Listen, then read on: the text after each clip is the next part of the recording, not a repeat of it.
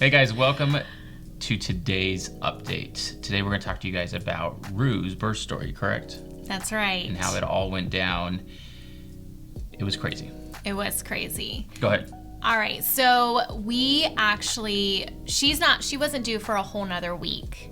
We were calculating from the time they had their tie, and that would put us at July 14th. And so Friday was, I don't remember what the date was, but it was Friday, a week before her due date. And we had an engagement session in Nag's Head, which is like the 11th. Yeah, and it was in the Outer Banks, so about 10th. Okay. Whatever. And it was about 2 hours away. So I contacted the couple, and they couldn't reschedule because they only had the house for a certain period of time, so we had to make it happen. So I was already like stressing out because I was like, oh, I don't want to miss the birth, and I'm worried about her. So we actually decided to keep our kids at home to kind of keep an eye on them and have a friend on call. Well, we just got home, and something's about to go down. Right, guys? Right? Audience in the delivery room. Audience in the delivery room. It's happening. So we went to the Outer Banks and had a great time, had a great session. And right as we're ending the session, my daughter calls me and she's like, Rue is acting really weird. She's panting, she's nesting, and there's green stuff coming out of her. So that means it's time. So again, we're 2 hours away. Does that happen with ladies, like with green stuff? Does that come out? No. It was a joke. Somebody, I'm sure out there is probably asking. Anyway, back to the dog. We called our good friends and we were like, hey, can you go over there just in case something happens? And so they went over there with the kids and stayed with them. We ended up getting home, right? We did. That's how we're making this video. We ended up getting home, and Rue was definitely going into labor. You can tell. You can tell, like, she was contracting. Her stomach was, like, doing that crazy movement, contracting. And so... The worm or the snake. Yeah, and so... Whatever that dances. I don't know if she was doing the worm, but... It looked like it. It was wiggling. She was definitely contracting. So anyway, it was about midnight, and the first baby came, and it came stillborn. And so that was really, really sad. We tried to resuscitate it, and it just didn't happen. And so that was really sad and lots of tears. So anyway, I had read that the next puppy usually comes within 30 minutes to an hour. So we were expecting, that the next puppy should come. So we waited and waited, and 2 o'clock rolls around. My kids are still up. Luke is up. And so finally I'm like, you know what? We had a wedding the very next day. And so I was like, well, one of us needs to get some sleep. So I sent Luke to bed. I told the kids to go to bed, and I decided I was gonna stay up with Rue. So she had been contracting on and off for a few more hours, and I was starting to get really, really nervous because so much time had gone by. Around 5 o'clock, I decided to call our emergency vet, and I told him what was happening. I said, hey. 5 o'clock in the morning. 5 o'clock in the morning, so I had been up. And I said, hey, this is what's happening. She's contracting on and off, and her last baby was stillborn, and it was at 12 midnight. So they said, that sounds alarming. You should probably bring her in. Well, about 20 minutes later, she gives birth to the second one. And that one was stillborn too. At this point, I am just like bawling, crying. I'm trying to resuscitate it. I even did mouth to mouth on this puppy. It was just traumatizing, to be honest. And I was just like, I called him. I'm like, I can't do this anymore. Like, I can't keep having these babies come out and they're not alive. So we ended up calling her vet. Their offices had opened, so I called her vet, told them what was going on, and they said, yes, you need to take her to the emergency vet. So we take her, load her up into the car, and take them down to the emergency vet. And I'm on like no sleep at all. I'm just like, at this point, I'm delirious. And thanks to COVID, we get in and immediately the nurse like yells at us like, where's your mask? Luke was very perturbed.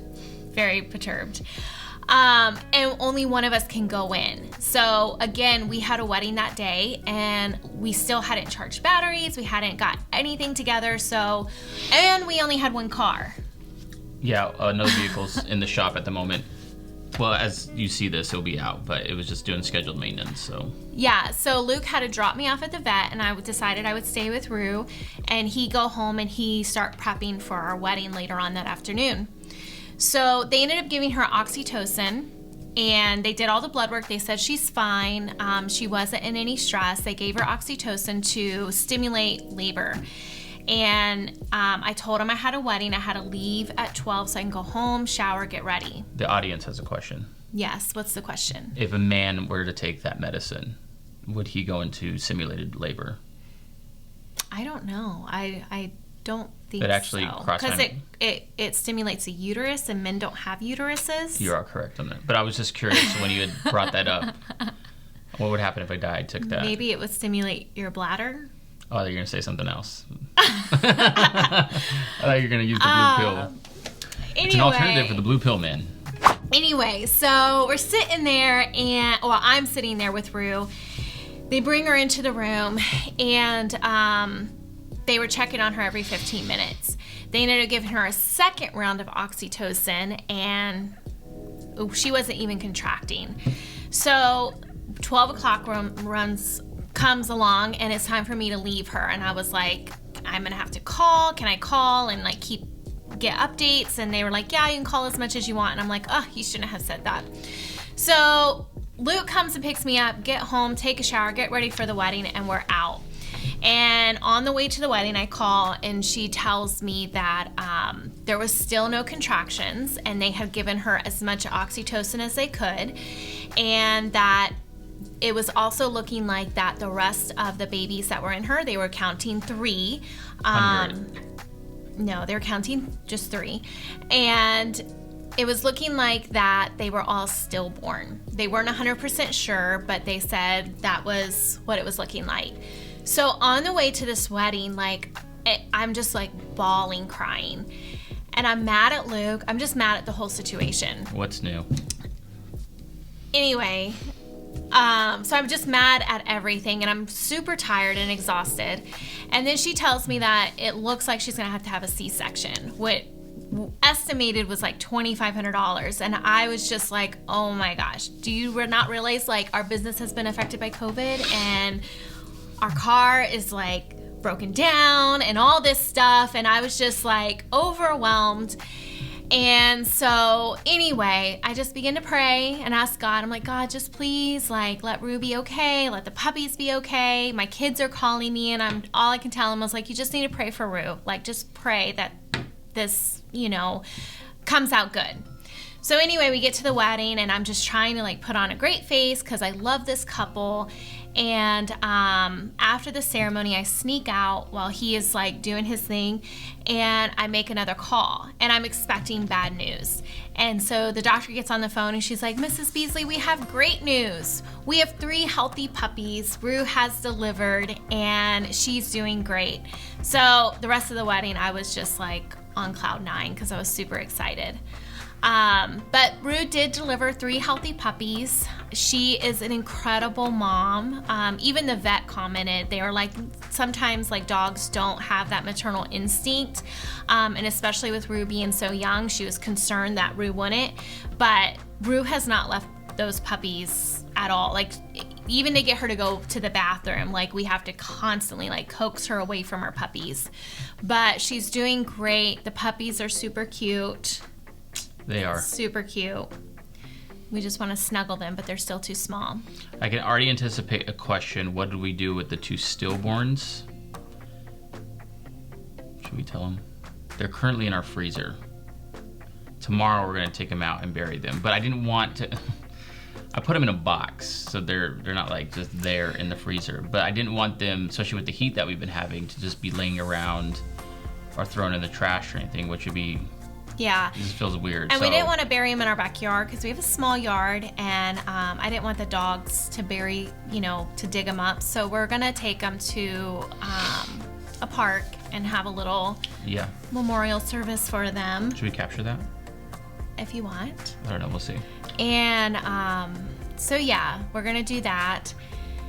But other than that, she's doing great. Kids are loving it.